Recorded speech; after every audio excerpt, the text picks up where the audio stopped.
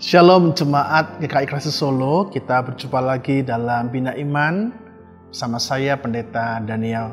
Mari bersama-sama sebelum kita merenungkan firman-Nya, kita memohon pertolongan kuasa Roh Kudus dalam doa. Mari kita berdoa.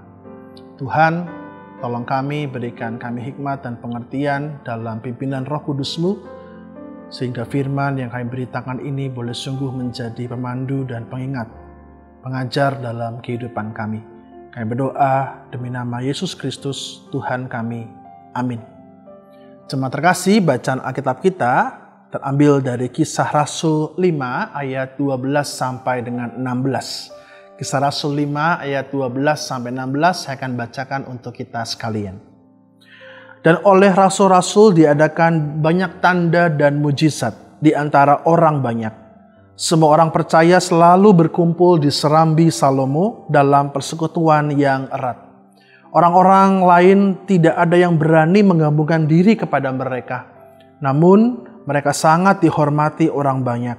Dan makin lama makin bertambahlah jumlah orang yang percaya kepada Tuhan, baik laki-laki maupun perempuan.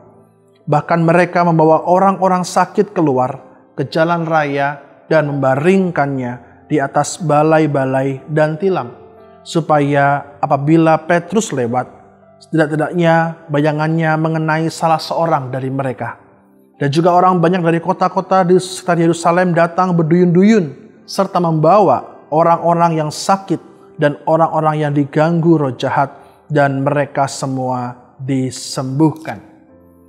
Jemaat terkasih, setelah kebangkitan Yesus Kristus dan turunnya Roh Kudus, kehidupan jemaat mula-mula ini dipenuhi dengan tanda-tanda kuasa Tuhan. Dalam bacaan hari ini kita melihat bagaimana Tuhan memakai rasul-rasul untuk melakukan mujizat, sehingga banyak orang datang kepadanya, bahkan orang-orang membawa orang sakit ke jalan-jalan dengan harapan mereka dapat disembuhkan. Kisah ini mengajak kita mengingat bahwa Tuhan bekerja secara nyata di tengah-tengah umat-Nya. Kuasanya tidak terbatas pada zaman para rasul, tapi terus Tuhan nyatakan dalam kehidupan kita. Mungkin kita tidak selalu melihat mujizat seperti yang dikisahkan di kisah para rasul. Mungkin kita tidak melihat hal yang spektakuler dalam hidup ini. Tetapi ingatlah bahwa mujizat Tuhan dapat terjadi melalui beragam cara, berbagai wujud.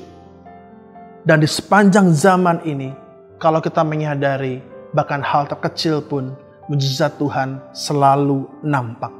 Ada kasih, ada pemulihan, ada pertolongannya yang Tuhan berikan kepada kita melalui apa saja. Bisa jadi ketika Anda sakit, ada dokter yang merawat Anda, atau ada keluarga yang menemani Anda, atau ketika Anda mengalami hal kritis, tiba-tiba ada seseorang yang datang membantu tepat pada waktunya. Bukankah itu juga mujizat Tuhan? Maka jemaat terkasih, jangan terpaku pada bentuk spektakuler dari keajaiban Tuhan itu, tapi fokuslah pada Tuhan sang pemberi mujizat itu.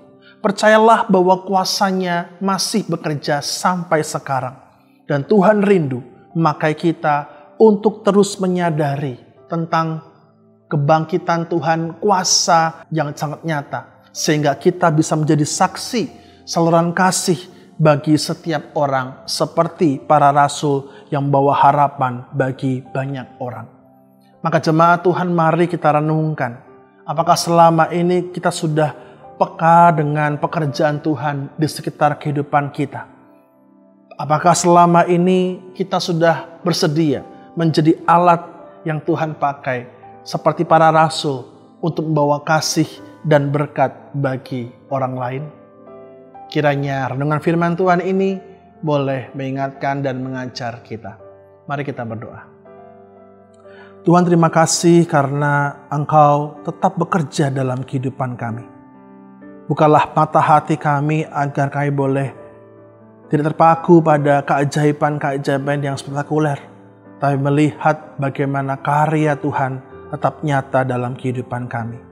Bukalah mata hati kami untuk melihat kuasa-Mu yang nyata, dan pakailah kami menjadi berkat bagi orang-orang sekitar kami. Dalam nama Yesus Kristus kami berdoa. Amin. Shalom, Tuhan berkati kita.